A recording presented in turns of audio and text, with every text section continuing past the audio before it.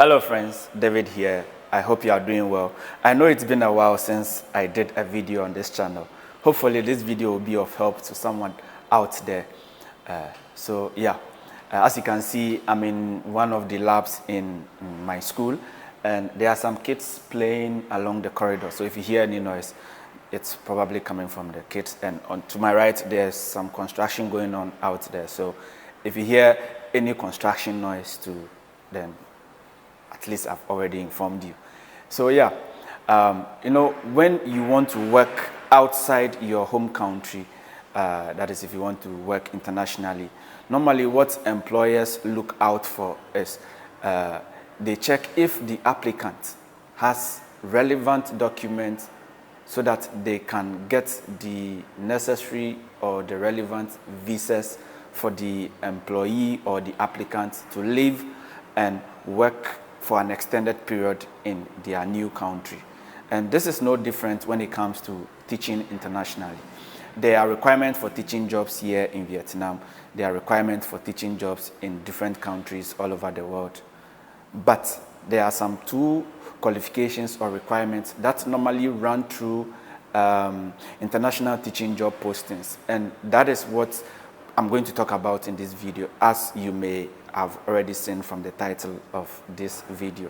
So in this video, I'm going to talk about the two requirements or the two qualifications that are normally asked for in international teaching job postings. So if this sounds like something of interest to you, I'll be very glad if you stick around and then watch this video till the end.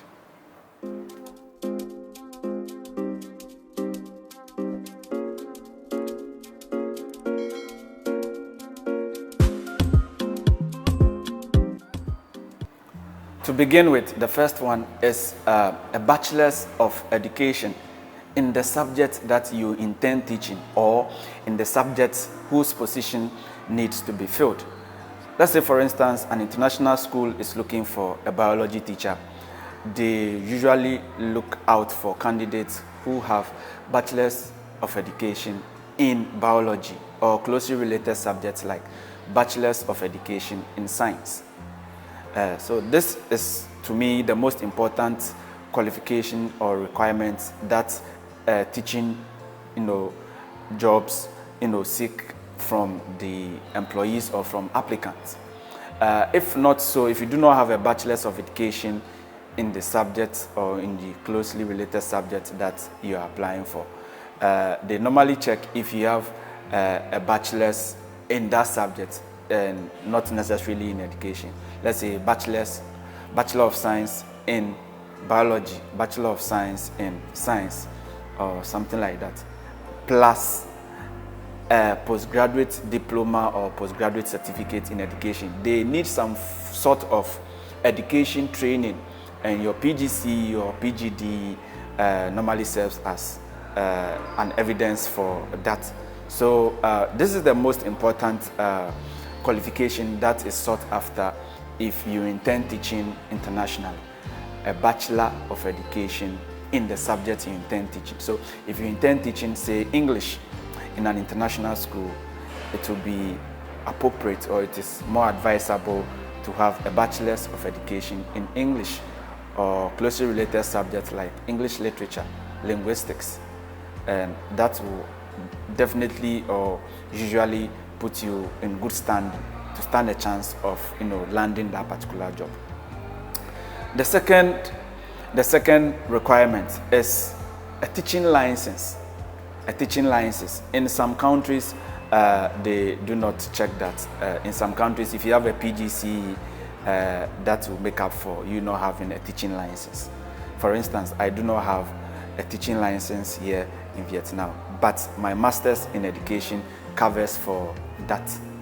But there are some countries, if you do not have a teaching license, irrespective of whether you have a PGC or irrespective of the fact that you have a bachelor's in education, you are likely to not get the job. You can get a job probably, but immigration cannot do the papers for you. I'll just tell you a little story about myself. Just some few weeks ago, or a month ago, I got a job in South Korea. The school, they were interested. They were ready to send me an offer, but they needed to be sure if they can do a work permit for me. So they asked the immigration in South Korea that can they do a work permit for me. I have a master's in education and all these years of experience. But the immigration said it is in their rules to get a work permit to teach in an international school in South Korea, you need a teaching license. And it's unfortunate the time I completed my master's in education in Ghana, they weren't issuing teaching licenses. So these are the two main requirements, these are the two main qualifications that I think are very important for every applicant who is interested in teaching in international schools to have. That is a bachelor's of education in the subject you intend teaching and a teaching license. So I just don't want this video to be long. I hope you found value in this video. If you did, I'll be very glad if you subscribe to the channel and hit the notification bell so that whenever I upload any content, you'll be notified. That is if you have not yet subscribed. Once again, my name is David Wilson, and hopefully I'll be posting more often. I'll see you in my next video. Peace.